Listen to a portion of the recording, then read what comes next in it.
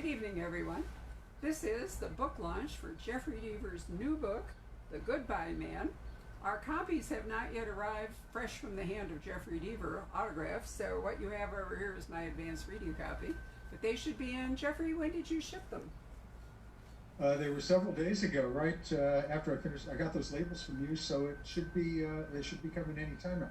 And you were so kind to order them. My hand is still now just recovering from the number of signatures, so I hope you have plenty for my loyal readers. We do, in point of fact. This is the whole brave new world where we don't get the author and you fans, and thank you for joining us to coincide, but we are doing the best we can. In any case, the actual publication date for The Goodbye Man is tomorrow. So Jeffery, this is book 2. Let's go back for those who didn't read book 1. Talk to me a little bit about Colter Shaw and how he came to be. Sure. I heard once there are two basic types of stories. One is that there's a quest, that is like Lord of the Rings.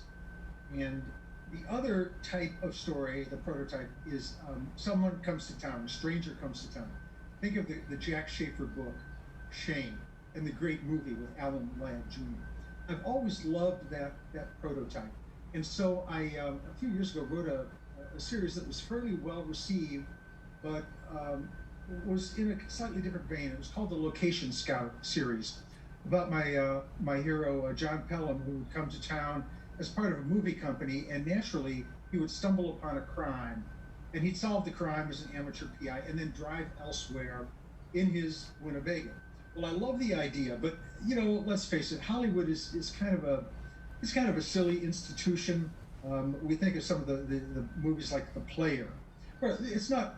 It's hard to have a character involved in Hollywood track down a crime because it'd be a bit of a coincidence. Well, I always had that in the back of my mind. And then when I decided to get serious about my stranger coming to town, I created Colter Shaw, who learns about rewards offered by the police, by prison officials trying to track down an escaped prisoner, or by private citizens who maybe have a daughter or son that's gone missing.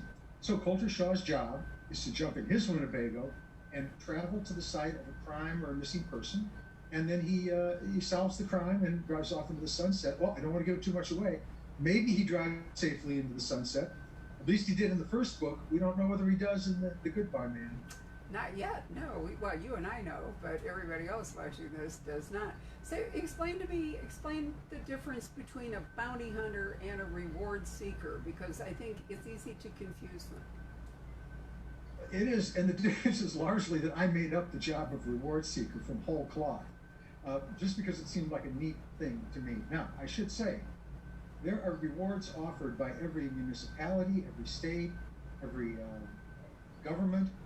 The State Department offers rewards for the largest one that I learned in my research is $25 million if you can provide information leading to the arrest or somehow taking care of a particular terrorist. Well, it seemed to me that a fellow who was peripatetic, like Colter Shaw, who's known as a restless person in his family, he had to travel. He doesn't do well as a homebody. It seemed like this was a good idea. Now, a bail bondsman, for instance, tracks down, guys who have not shown up for warrants, and the bail bondsman is going to lose his reward, so he hires a private eye or a bounty hunter to track the guy down. With all respect to them, they serve a valuable function, but there's nothing particularly glorious about the people they're going after. Naturally, as you know, and as the viewers here know, I like my complicated bad guys. I like villains who are really off the charts. And those are the villains that Colter Shaw, in his, I guess I'd say, imaginary job, but one which I think is pretty cool, those are the ones that he goes after.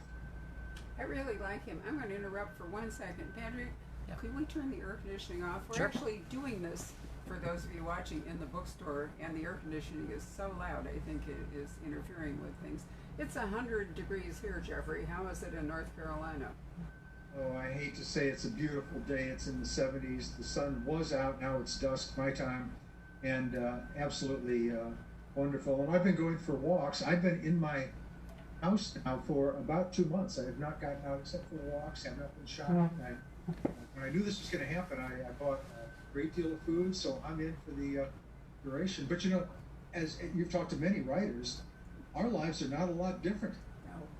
No, they're really not. I had a really interesting conversation with Ian Rankin today, who is sheltering in Edinburgh, and yesterday with my brother-in-law, who lives in New York. And, you know, a dense urban area has an entirely different dynamic going on.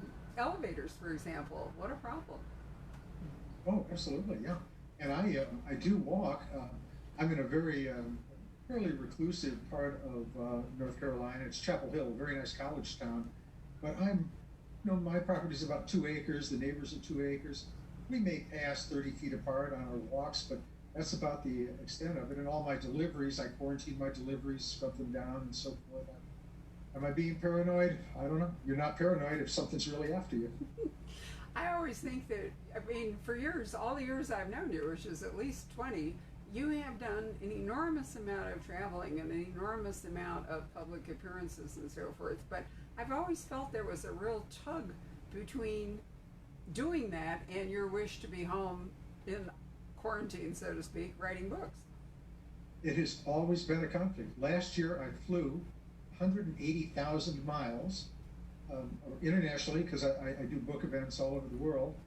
I flew out to see my sister frequently. And by the way, I'm going to say hi to my sister, Jeffery Deaver, a young adult author who has never been able to attend one of my events at Poison Pen, but tonight she is in attendance. So hi, Julie. Great writer, by the way. Welcome, Julie. That's very exciting. We're glad you could join us. But this year I've flown about 8,000 miles, and I'm just sitting home and writing. I'm doing 2 books right now, and editing an anthology of short stories, writing 3 short stories myself. So I'm being productive. I'm talking to the dogs a lot. I think they are happy I'm home. But I heard something funny one time, since Julie is a big cat person, that this whole quarantine thing, you may have heard this as well. The cats are saying, when will it be over? Oh, please let it be over.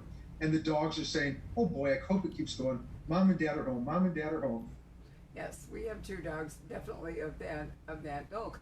Actually, you've touched on a good point, which is all the writers that I've talked to, which is a remarkable number so far, are being much more productive. I mean, CJ is throwing in, you know, a book he didn't know he would get to. Ian today said he was working on a project that he didn't think he would get to.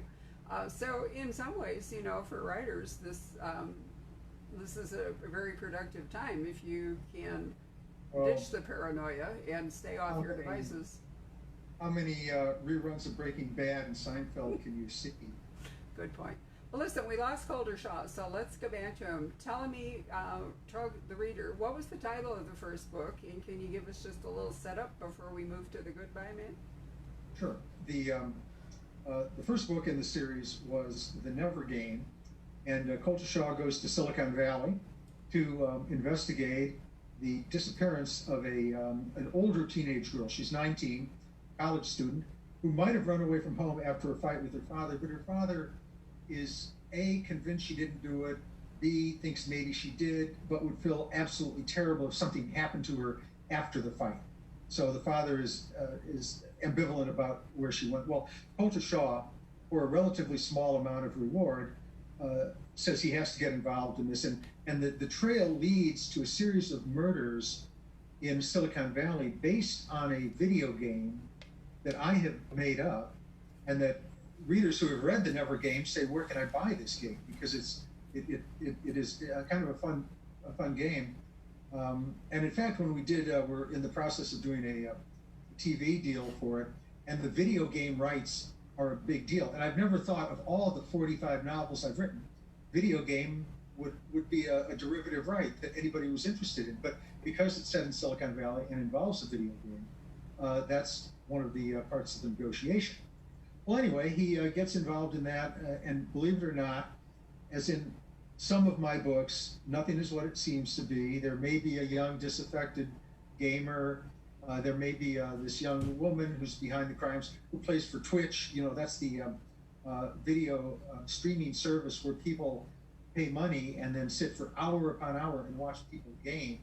And these gamers who are celebrities make up to millions of dollars playing in video game competitions, and just to have people watch them play. It's a world I did not know existed. Is that a lot different than online poker? I mean, I know there are people who, play poker or watch poker tournaments online. It's no, it's very, very similar, and so Colter gets involved in this world, and then we come down to the end of the book, and as always, I have several subplots going.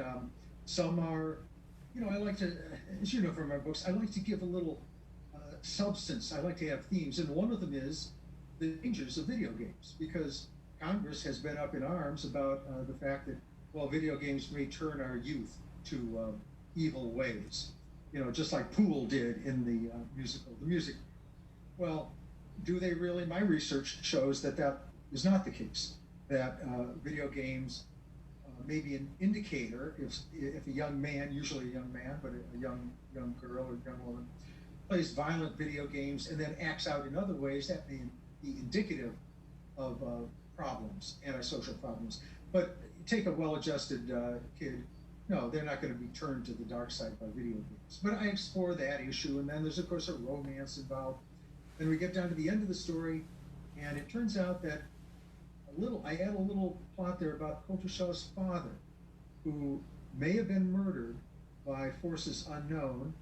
Big revelation at the end of the Never Game, and the book ends with, well, one of the 3 or 4 twist endings is that Colter Shaw is faced with the dilemma of what should he do next? Should he go seek the reward in Washington State to track down 2 extremists who have tried to murder people at an African American church, or should he go back home to the Sierra Nevadas and try to track down his father's murder, if in fact he was murdered?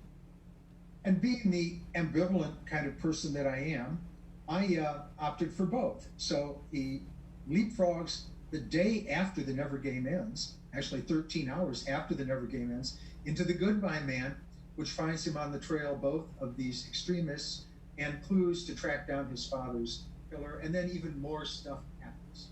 Well, having read The Goodbye Man, and with no spoilers, I can certainly avow that Jeffrey, once again, nothing is as it really seems. Now, you might be interested, Jeffrey. Lori King and I did a little book chat on Friday, and one of the things we talked about was cults. She wrote a book some years ago because she actually has a doctorate in, I'm trying to remember, religious studies. I can't remember precisely. Something like that. And so she was really interested in a cult, as a religious force, and the kind of grip that it has. And I think that people who read The Goodbye Man will be interested in your take on this particular cult, which I thought was absolutely fascinating. But I wanted to ask you also, do you think that this made-up profession, the reward claimer, would that be so easy without the digital age, where it would be pretty easy to search for rewards, and figure out who was offering them and who was claiming them? When I write a book, I kind of close my eyes, maybe literally, maybe figuratively, and try to create a world that will be credible. Nothing turns me off faster in a book than, well, first of all, inappropriate violence against animals or children. That I'll drop a book right away with that. But incredibility bothers me a great deal. Coincidence bothers me a great deal. So I spent a lot of time thinking about how would somebody go about having a reward-seeking business like this? And credibly, I came up with a scenario that I put into the book, and it's simply this. Colter Shaw is a businessman. He has 2 employees who scour the internet and look at newspapers. Remember those newspapers, those big things made out of actual paper? In some small towns they're not online, but they do subscribe to newspapers. There are government websites, again, cities, states, and the federal government that advertise rewards. And so they search for things and send them to him.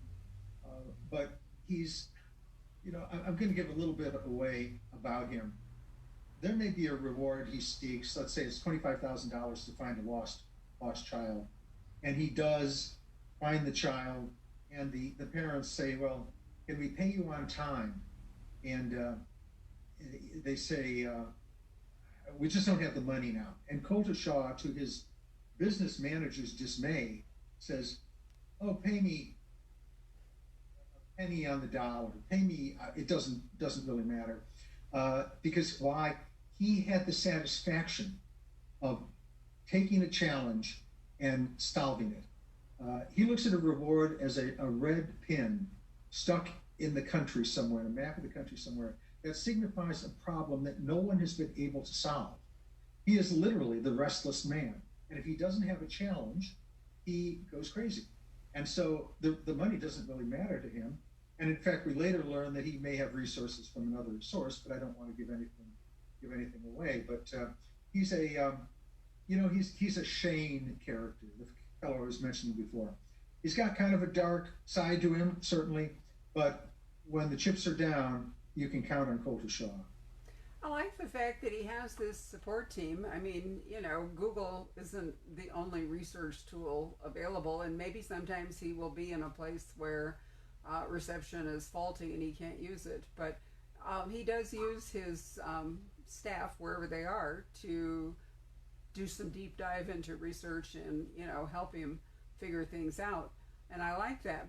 But again, it comes back to my point. You have to have a virtual network in order for that to work. It'd be harder to do it if you were mailing letters back and forth, because the time would be too long. I think about the wonderful Sherlock Holmes stories. There were more stories than novels, of course, but I absolutely love them. But you'd get a handwritten letter that had been mailed a month ago about this terrible crime that was going to be happening of some sort, and then so he was obligated then to write a letter or send a messenger to the person. And we live in a whole different world now. Yeah, but if you really go back and look at Victorian London, they could actually get messages and letters across town in a few hours. It was remarkably fast, considering the technology was not technology. I just wrote a introduction to Peter Lovesey's first novel, Wobble to Death. I saw that you'd done that. They're reissuing it on the 50th anniversary, isn't that 50th anniversary, yes. A wobble, by the way, is a foot race. It sounds a little strange, like someone has had a few too many pints, but it's a foot race, a very, actually very competitive foot race that doesn't really continue to this day. But I thought it's kind of like Chariots of Fire meets They Shoot Horses, don't they? It's like a marathon walking competition. But it took place in London, and you're right, they had the hansom cabs and then other types of cabs. And I think there were bicycles then, but runners would take messages everywhere. We've come a long way, but there's not a lot of difference in certain things in our lives from 100 and 150 years ago. Well, in The Goodbye Man, your guy is off in the rugged wilderness. And one of the things I really liked about the book, Jeffrey, was that you have a lot of landscape description. You don't always do that in your books, but in this book, he takes some time to go out, and look at the mountains, look at the lake. The scenery is beautiful and the location is beautiful. Well, you bring up a very interesting point, Barbara, and it's this. With the advent of competition to authors like myself and all other authors, of streaming video services, video games, things that I call passive forms of entertainment, which I indulge in. I do love Breaking Bad. I'm watching Ozark right now. It's great fun. And I was making fun of Seinfeld before, but for dinner tonight I watched an old Seinfeld episode. So we like to turn to that. But you know what? We don't participate in those shows. We sit back or maybe sit forward if it's exciting, but we don't bring our own mental capacity to the story. With a book, we do. And so I thought, I'm going to kind of change my writing style a little bit, because I do think books are the best, the most emotionally engaging creative form we have because of that participation. So what I'm going to do is write my books a little bit more like a streaming TV show. And it's interesting you mention that, because I intentionally tried to create more visual scenes so that I didn't want to draw attention to it. I didn't want to get too poetic in my writing. Look at David Foster Wallace or Annie Proulx or Cormac McCarthy. They can turn such beautiful phrases. I didn't want to try that. I couldn't accomplish that anyway. But I wanted to ground the book in much more visual scenes. For instance, the camp, the cult camp that Colter Shaw shows up in. I not only describe it quite visually so that I hope the reader feels he or she is really there, but I drew a map. Supposedly Colter Shaw drew it, but frankly, I drew it myself, so that you get a visual image of where these things are happening. And I did have a lot of fun doing that. I went to Pierce County. I've been in Washington State. It's set not too far from Mount Rainier, the Snoqualmie area. And so I tried to bring that to life. And also the claustrophobia of this cult and the kind of eeriness of this set in the wilderness, this almost pristine, a little too pristine camp. And camp is a good word because camp can, of course, mean summer camp. It could mean boot camp. It can also mean concentration camp. Well, it can. There are programs to help children with problems like Outward Bound and so forth, where they deliberately take them out in the remote wilderness and Sure. Oh, exactly. Yeah. yep, see how they can do. I thought the map was very helpful. It was almost kind of a golden age thing, where you were reading a Niall Marsh or an Agatha Christie, and you could plot, because it was helpful to have the map in order to see where he was staying and where the main lodge was and where the cult leader lived, and the secret path around the lake and all that other good stuff. I think it really helps to orient people in the story. My job is to give readers the most engaging and pleasant experience they can. Again, no animals hurt, no children hurt, no sexual violence. Things have happened in the past, but that's all off camera. We don't see that. We I try to lead the reader, take them by the hand, and walk them through my plots, which I will admit can be a little complicated. So everything I can do to make sure that the reader gets to the end of the book and smiles or breathes a sigh of relief that the hero has survived. Now, we have some loss along the way, of course, that has to happen, but I'll never kill off Lincoln Rhyme or Colter Shaw. I'm on record as saying that. I think that's a crazy thing to do, because at the end of the day, we want that book to be our friend. We want to be happy reading it. It sounds kind of silly considering there's crime and the Bone Collector. It's a pretty dark subject, but at the end of the day, I want that book to be a pleasant experience.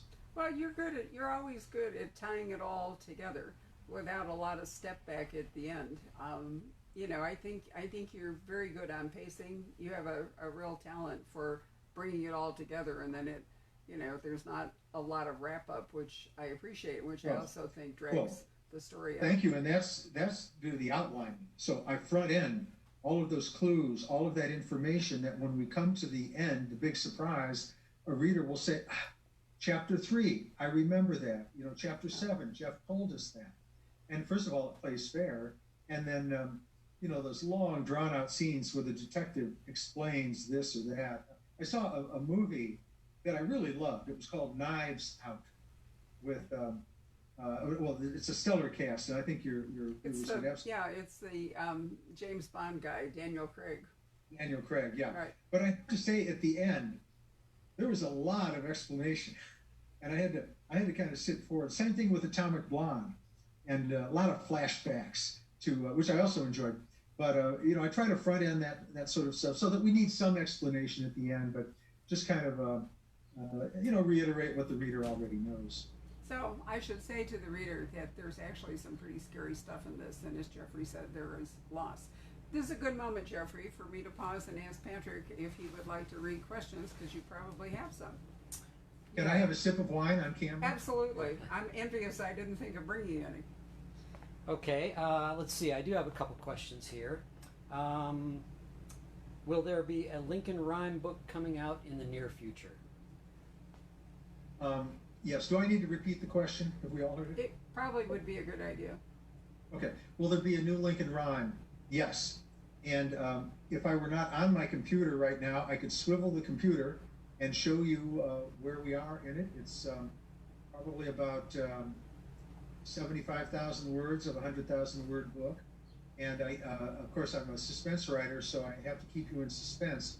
But let me just say this. After you've read this book, no matter how many locks you have on your door, you will probably never go to sleep again. Okay, there's a sales hook all the way. And I have somebody asking about the Lincoln Rhyme TV show and what are your thoughts on it? Sure. The NBC ran a 9-part series called Lincoln Rhyme, Hunt for the Bone Collector. It is aired. It ended in, I guess it ended in March, and it starred Russell Hornsby as Lincoln Rhyme and Ariel Cabell as Amelia Sachs, and Michael, his name just went out of my head, Chris Moltisanti in The Sopranos. Anyway, it will occur to me before I finish this, I hope. And it was very good.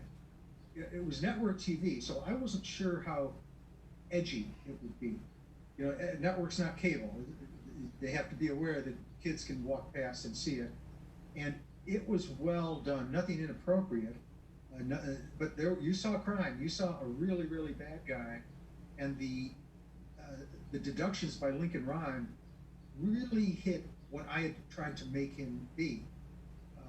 Somebody who knew his subject coal, who could say chloride dioxide. Oh yes, well that was used in ship cleaning in the 1940s, and there's only one pier left that did that kind of work, and that's what Russell did. And Ariel was a strong woman warrior with a history, parental history, just as Amelia Sachs in my book had. So I thought it did very well. The response was very good. Many millions of people tuned in to see it. When did they make the decision to renew for a second season? That's in May. And so what's all closed down now? Hollywood. So we don't know what's going to happen next. But I've had a lot of response that they hope it comes back again.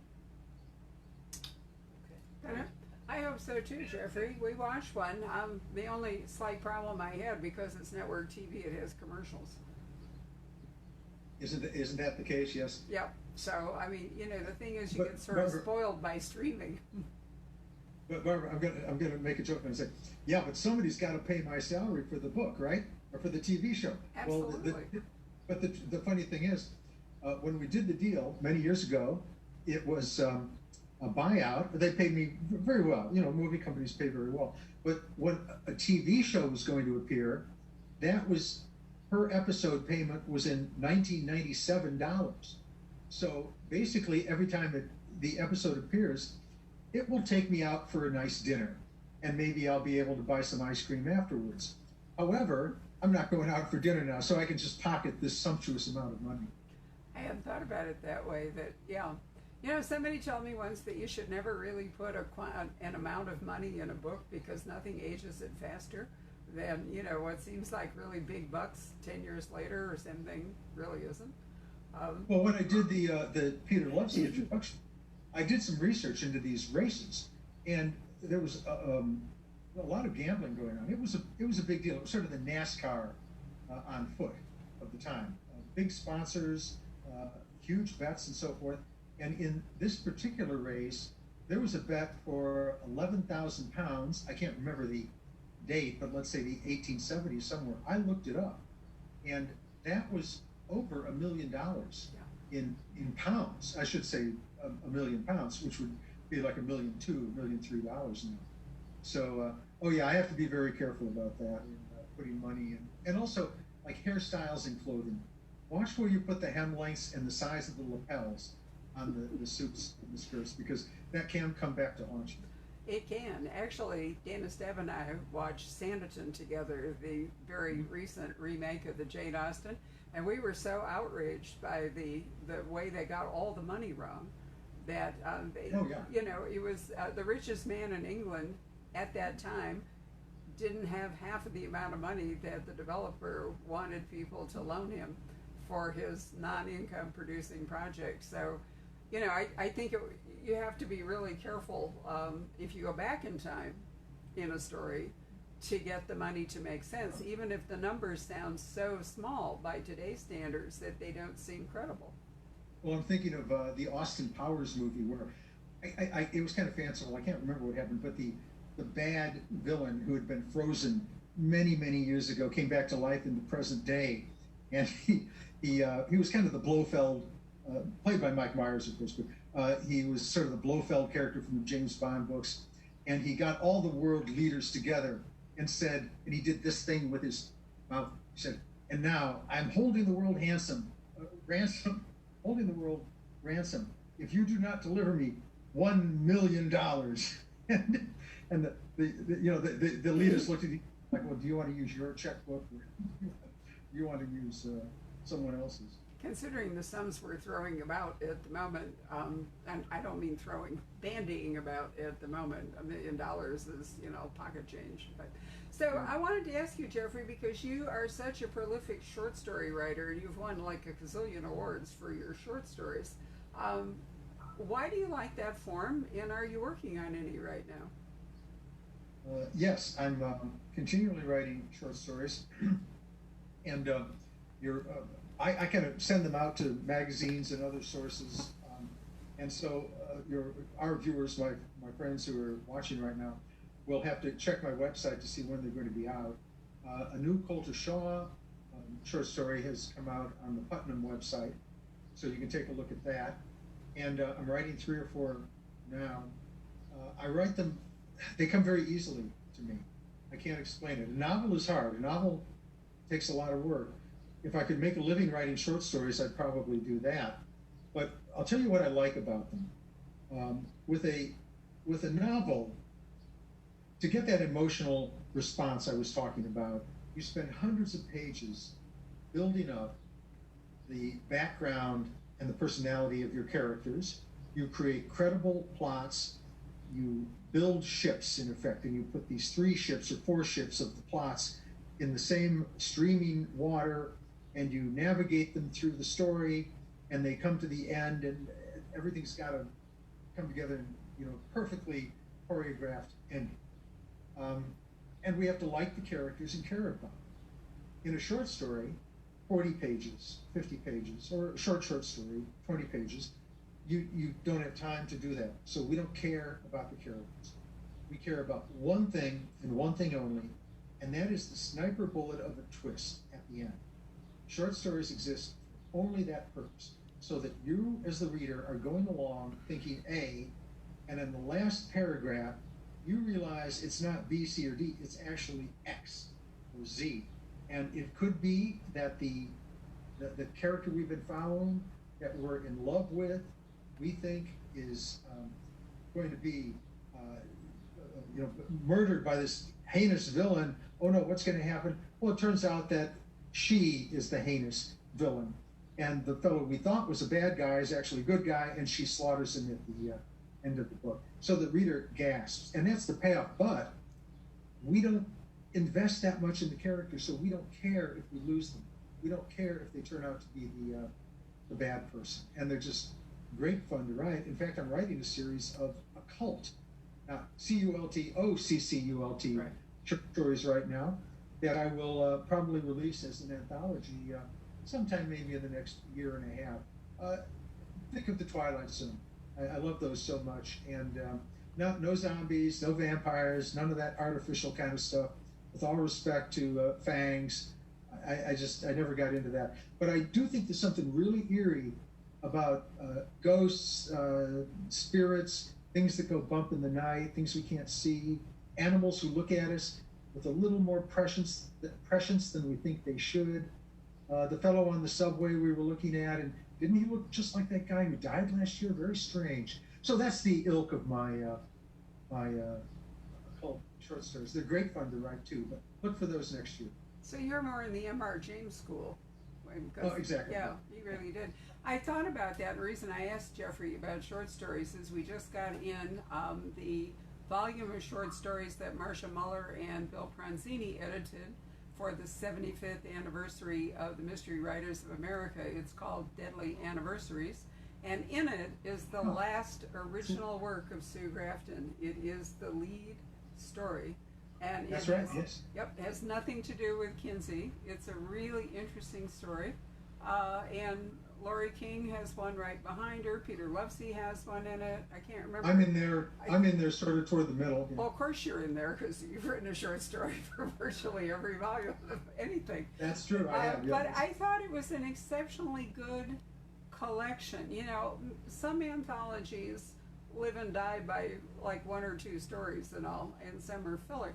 Now, Patrick, who is sitting over here, has edited 2 short story anthologies, and in his first one of the authors, Luis Alberto Urrea, won an Edgar for Best Short Story. So, Patrick, do you want to contribute anything towards short stories? Since you know you've edited a lot, what do you find fascinating? We need to get Patrick over here so you can hear him. Yeah. Well, I agree with you about anthologies. Sometimes it seems like they're kind of it's the buddy list where you know the editor will just get a bunch of friends together and it won't really have any sort of cohesive organization to it or flow. It seems like putting an anthology together is almost like putting remember when we used to put together mixtapes. You know, you're very aware of how the narrative would kind of flow throughout. You know, and you take people on a journey. I love short stories, but you know, very compressed little time frame. You know, economical writing. They're just a lot of fun. I do have a number of questions here that I'd like to ask you if you're game. Do you want to get closer to the sound? That's what I'm here for. Sure, that's fine. Eva has asked a number of questions, a reader of yours. So Eva, forgive me if I kind of meld some of these together. But she says, you've mentioned that you edit and rewrite your books many times before submitting them. Have you ever wished that you left in a sub-storyline or chapter? And the question was, it's Eve or Eva? Eva. Eva, well, thank you so much for the question, Eva. And the question was, I do rewrite a great deal. I trim the books down quite a bit from the first draft. I rewrite 30, 40, 50 times, as you all should do if you're writers out there. Ernest Hemingway, no great writers, only great rewriters. And the question was, do I ever wish I'd left something in? And actually, no. I go through them so many times, and because I start with an outline, and the final book ends up being pretty much what the outline dictated, that I may cull subplots in the outlining process, but by the time I get to the book, it's pretty much what I want it to be. You know, we're never satisfied. I shouldn't speak for other authors. I am never satisfied with the final book. I would like another year to work on it, but I can't. That's my choice because I want to keep producing books. So in answer to your question, no, I've never felt that, but I would certainly like to, when I look at a book I've written, I say, oh, you know, I wish I'd done this a little differently, that a little. She says, I apologize for asking this, but can you remind us if you've ever written about a health virus? We've asked a number of authors this, you know, are they inspired to create anything about, you know, based on what's going on today? Sure, I have not. In The Empty Chair, I wrote about the toxic chemical industry and dumping, and it was an environmental book. And I think I had some green villains, that is green movement villains, in my book, The Burning Wire, but nothing about viruses and pandemics that I can recall. Of course, I've written 80 short stories or so. I don't think so. And it's a topic that lends itself to fiction. We've seen some wonderful movies lately. The Christian Bale, Matt Damon movie, Contagion, I think. And someone just wrote a novelist, I think. I can't remember who it was. I think his novel dropped just before the pandemic. It is called The End of October, which is actually our first Mystery Club book of the month this month. And his name is Lawrence Wright. That's right. Yep. And I'm really excited about it. My hope, and this is a really esoteric point for those of you watching this, but I'm hoping that we caught it before the reprint hit the warehouse, because if it didn't, I'm in a lot of trouble. And for those of you who wonder why I say that, if you have people who sign up to get a signed first printing, a first edition is a first edition forever unless the author revises it or writes new material. But the first printing is the most valuable one, and it used to be, because in the days of lead type, when the pressure would come down on the type from the press, the type would disintegrate slightly. And so the first printing was always the clearest printing, if you think back to Gutenberg and type in a wine press. And every printing after that was always slightly inferior. Today it's completely meaningless because, you know, this is a digital age, but it's still the gold standard, as you know, for book collectors. So it's something 90%, 99% of the reading population doesn't care anything about, but for the 1% that does, we have to deliver it. Okay, Jeffrey, I've had several people that are expressing their admiration for your book, The Garden of Beasts, and you know, they were wondering if you had any other, were there any other stories that are set in historical times that you have been thinking about? Thank you, Patrick. Some of you commented favorably, and I appreciate that, about my book, Garden of Beasts, which takes place in Berlin in 1936, and it follows the story of Paul Schumann, who is a American hitman, works for the mob, but he only kills bad guys. No, as Leon said in the Professional, said in The Professional, no women, no children, and doesn't shoot any innocent men either. But he's caught and he's sent over to the under the guise of the Olympics to Berlin in 1936 by the Office of Naval Intelligence, which was our CIA at the time. And his job is to murder one of Hitler's aides who was rearming Germany. And in 1936, we didn't know exactly what was coming, but we knew Hitler was going to rearm Germany and try for hegemony in Europe. And although my character, who's helping him rearm, is fictional, I did that because we wanted to know at the end if Schumann actually took him out or not. Because if it were Donitz or Raeder or some of the other officials, Goebbels or Goering, we know that he wasn't successful. But so it's a very fast-paced adventure story, and it's won awards. It's done, I say immodestly, but just to give you an idea that it's resonated for a lot of people. But why I wanted to write it was that after 9/11, I wanted to write a book about institutionalized evil. Not the serial killer, not the caper story, but a person or a group of people who were kind of the incarnation of evil, or whatever their particular movement was. And I didn't want to write about fundamental religious terrorism. First of all, it was too close. And frankly, I don't find anything particularly compelling about those people of whatever religion you follow. Myself not being particularly religious, I don't quite get how that works, and I don't think it's a story that really moves readers that much.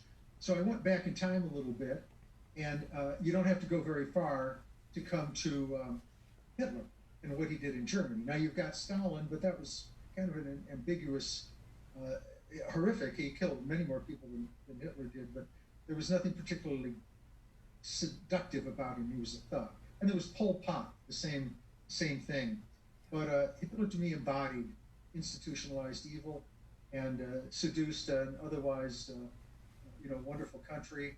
And that's where the book came from. And in answer to your question, I certainly would like to do that. There will be no sequel to that. There could be, but we kind of know how World War II ended. But I certainly enjoyed researching it. It took a long time. It took me 2 years to write. Usually I write a book a year or a book every 8 months or so. That took me 2 years to write. Okay, I've had several questions about Catherine Dance. Any chance we'll see her again soon? Yes, I have a Catherine Dance book all outlined, and I'll simply say this. Having just turned 70, so I'm looking forward to my first Social Security check. I can't wait. I don't quite have the energy I used to, and I will always do Lincoln Rhyme, I'll always do Colter Shaw, but to be honest, the Catherine Dance books did not do very well. And being a businessman as well as not calling myself creative, but let's say a manufacturer. So in other words, I look at the finance as well as I look at the manufacturing.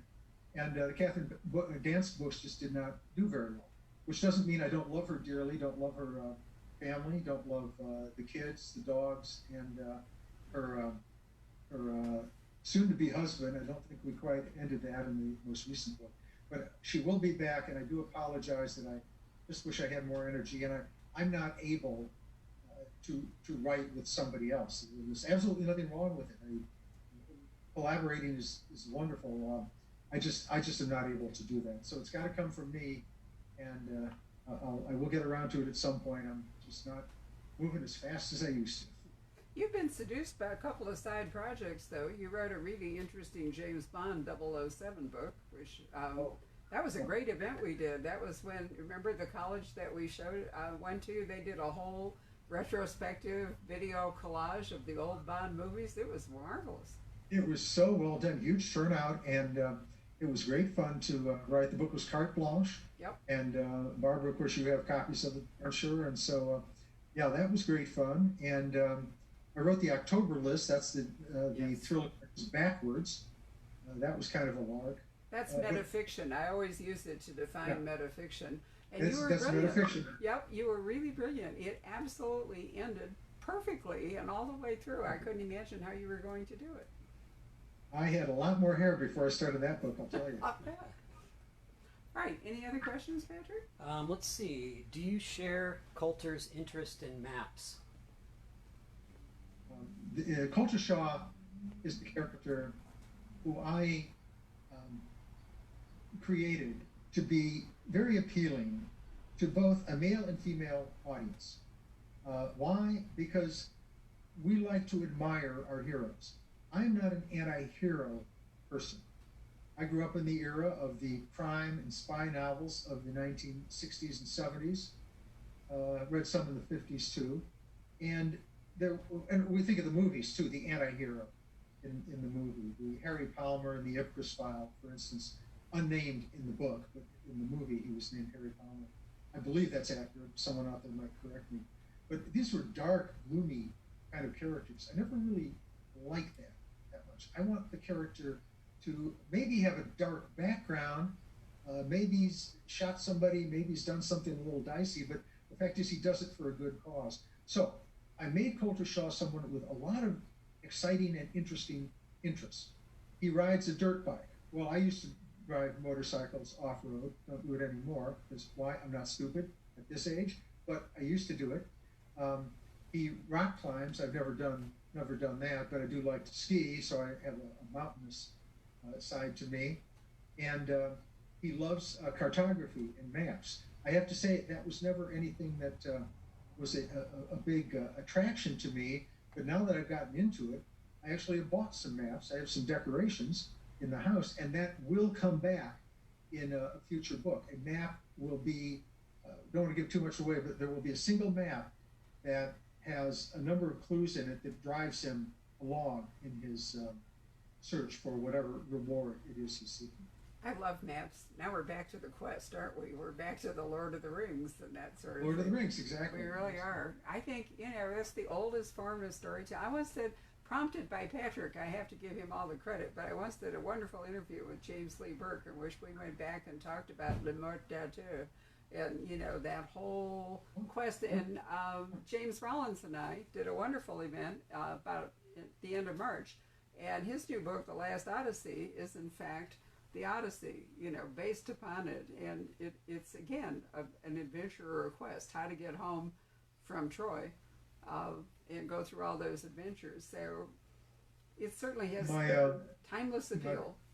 My 4 years of Latin, I struggled to get through the Aeneid, which, of course, is the Roman ripoff of the Odyssey. And,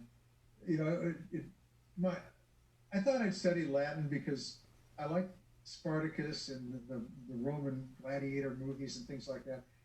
It was a little more complicated than I thought it would be, although it gave me a good knowledge of language because they have so many cases and rules and conjugations and so forth.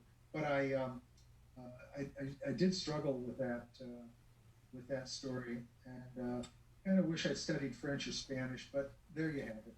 I never thought the Aeneid had the zing or the movement of the Odyssey, but there we are. Patrick, do we have a wrap-up question or two? Yeah, actually, I have a question for you. You know, you talked about Catherine Dance and the different series. Have you considered, or do you, when you think of these different characters, are they kind of all existing in the same world at the same time? Is there any cross-pollination that could occur between the series? Sure. Yeah, the question was about characters from one book appearing in another, and absolutely. I have to be a little conscious of time in this sense. I don't age my characters. I remember that if, and you probably know better than I, but didn't Harry Bosch run into a problem at one point because he had to retire Yes. because aged him? Yeah, I'm not doing that. My books are set in Deaver world and in Deaver time, and I may have a reference to where Amelia's driving and she looks at where the trade towers used to be, but she doesn't say when that tragedy occurred. So, but because the Colter Shaw books are one right after another, I don't give the date, presumably the present day, more or less. And in fact, the book following The Goodbye Man launches a few hours after The Goodbye Man ends. And Colter goes on to look for the adventure of his father's murder. That will be the third book in the first trilogy that I'm writing with Colter Shaw. So I just want to make sure readers don't jar and say, but wait a minute, if Colter appears with Lincoln, wasn't he here then? And wasn't Catherine Dance doing another crime when she met up with Colter? But I have that very subject in mind, in fact. Well, it is hard to meld universes, and that's really what you're talking about because they are separate ones. And you're absolutely right. Ian Rankin had that aging problem with Rebus, and Michael has, moved Harry on into different jobs and so forth. So it's a choice. On the other hand, everybody laughs at Robert Parker for keeping Spencer, forever fit as he migrated from being a Korean War veteran to a Gulf War veteran, so he could go down to the gym. And I think readers don't care. They just want to spend time with their characters. I think so too. Definitely so. I mean, when Sue made that choice for Kinsey to keep her in the 1980s, it was really she didn't want to deal with technology and the changing role of the private eye in today's tech world, but it really wasn't about keeping Kinsey the same age. Right. It was a different thing. And authors all make choices, and I think readers buy right into it. I certainly do. I just ask myself, what are the readers going to enjoy? Will this be a glitch? If I set a book in the 1960s, will readers wonder for a split second, disrupting the plot, why my character pulled off the road to feed coins into a phone, and then think, oh, that's right, we didn't have cell phones then. But that's been a little bit of a hiccup for the reader's experience, a speed bump. And I don't want to have that happen. I want the books to move seamlessly. Now, if I'm setting a book in Germany in 1936, that's the whole world. I've created that. But I'm just sticking pretty much in Deaver world and Deaver time. I think that's an excellent resolution for 70, and as I can give you 10, and and Ian just turned 60, which he mentioned like 4 times today, so I think it probably bothered him some. And Patrick over here just had a milestone birthday. It's funny how they roll up and really just hit you, isn't it? I turned 31. Yep, he did, right. So he's been working here since he was like 3. In any case, thank you, Jeffrey. It's really been a pleasure, and I want to thank all of you who joined us for Jeffrey's book launch. Again, remember that you can get an autographed copy of The Goodbye Man, free shipping for the poison pen that Jeffrey has signed for you. Thank you so much for joining us tonight, and feel free to share this Facebook page to your own Facebook page and encourage your friends to watch it. And tomorrow? And thank you, Barbara, and everyone else. I'm thanking you and everyone. You are so welcome. I did want to mention also that we're doing another book launch tomorrow night, and that will be Scott Turow. So it's been a while since Scott had a new book, and we're excited about talking to him. So please join us for that. And then we have a really robust schedule coming up until we get, way past it. But we'll also be doing the virtual launch for Michael Conley on May 26th, David Baldacci is coming back to see us on May 27th for a Father's Day program. Martin Walker is going to join us from France with Bruno, Chief of Police, on May 25th. So Mostly. and Walter Mosley is this week on Wednesday. So you know what? We're actually as busy as we ever were, and we do get to visit with a few friends that we wouldn't see normally at this time of year. So you know, it's really been in a way a congenial time, even if it's been a different time with its own stresses. But I love you, as you know. You flew out here to celebrate one of our milestone birthdays on your own. We've been together, Lord, at least 20 years, maybe longer. Couple decades, Barbara, and it's been just a true delight to know you as a friend and to work with you as the consummate professional in this wonderful, wonderful business of ours. Thank you, Jeffrey. I'm so glad that we had a chance to do this again, and however it goes, live or virtual, we will do this for your next book, right? That's a deal. You bet. All right. Bye, everybody. Thank you again.